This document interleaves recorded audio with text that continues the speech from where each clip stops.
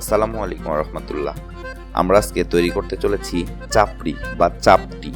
গ্রাম্য ভাষায় এটাকে চাপড়ি বা চাপটি পিঠা বলে থাকে। এটার আসলে সঠিক নাম কি, যদি কেউ জেনে থাকেন কমেন্ট করে জানাবেন। তো এর জন্য আমরা প্রথমেই 1 কাপ চাউলের আটা নিয়ে নিচ্ছি। এটা অবশ্যই আতপ চালের আটা হতে হবে, না হলে কিন্তু পারফেক্ট স্বাদ বা ভালোভাবে উঠে আসবে না, কড়াইয়ে লেগে যাবে। সুতরাং অবশ্যই চাউলের আটা নিয়ে নেবেন। তো আমি 1 কাপ আটার জন্য প্রথমে 1 কাপ পানি নিয়ে নিলাম। পানিটা হবে হালকা উষুম গরম পানি। তার সাথে 1/4 চামচ লবণ নিয়ে ভালো করে মিশিয়ে নিচ্ছি। এর পর্যায়ে আমরা অল্প অল্প করে পানি মিক্সড করব। আমি প্রথমে 1 কাপ পানি নিয়েছিলাম, তার সাথে আরও হাফ কাপ পরিমাণ পানি নিয়ে নিচ্ছি। এর সঠিক যে কনসিস্টেন্সি হবে তা অবশ্যই আমি ভালো করে আপনাদের দেখিয়ে দিব। এবার পানির সাথে আটাগুলোকে গুলে আমরা কিছুক্ষণের জন্য ঢেকে রাখবো। আধা ঘন্টার মতো ঢেকে রাখলে এই পিঠাটা পারফেক্ট হবে। আপনারা অবশ্যই এভাবে চাউলের সাথে লবণ এবং পানি মিক্সড করে আধা ঘন্টার জন্য রেস্টে রেখে দিবেন।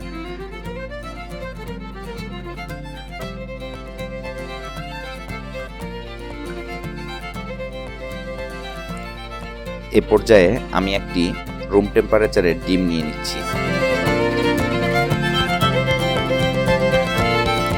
ডিমটি ভেঙে নিয়ে তার সাথে যুক্ত করব হাফ চামচ লবণ এবং কাঁচামরিচ কুচি 3টি এবং সামান্য পরিমাণ ধনিয়া পাতা কুচি। এই সবগুলো উপকরণ খুব ভালো করে ফেটে নিব ডিমের সাথে।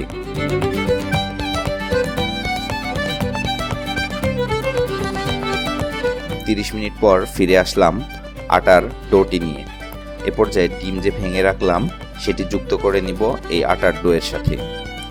খুবই ভালো করে এটা মিশিয়ে নিতে হবে।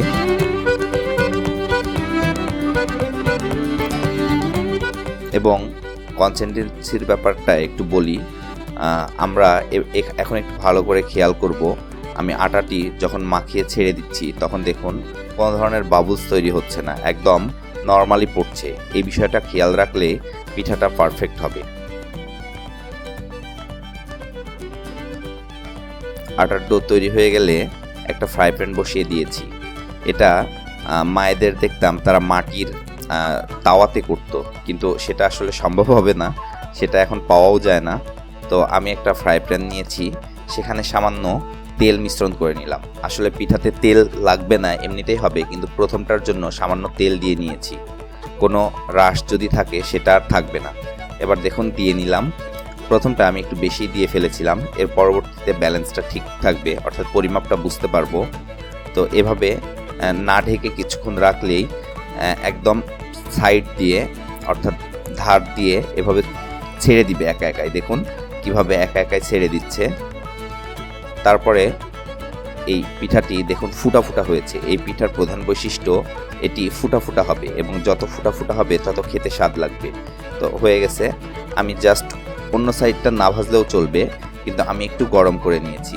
আপনাদের দেখানোর সুবিধার্থে আমি আরও একটি পিঠা দিয়ে নিচ্ছি। তো এই পিঠা তৈরির মূল যে টিক্স সেটা হচ্ছে আটা মাখানো। এই আটাটা যত পারফেক্ট হবে পিঠা তত পারফেক্ট হবে।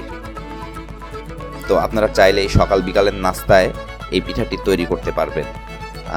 যারা আমাদের চ্যানেলে নতুন ভিউয়ার্স তারা অবশ্যই আমাদের চ্যানেলটি সাবস্ক্রাইব করবেন এবং আমাদের পাশেই থাকবেন। পরিবেশন করছি গরুর মাংস দিয়ে। এই পিঠার যে টেস্ট তা একবার অবশ্যই খেয়ে চেক করবেন। ধন্যবাদ সবাইকে। আসসালামু আলাইকুম রহমতুল্লাহ।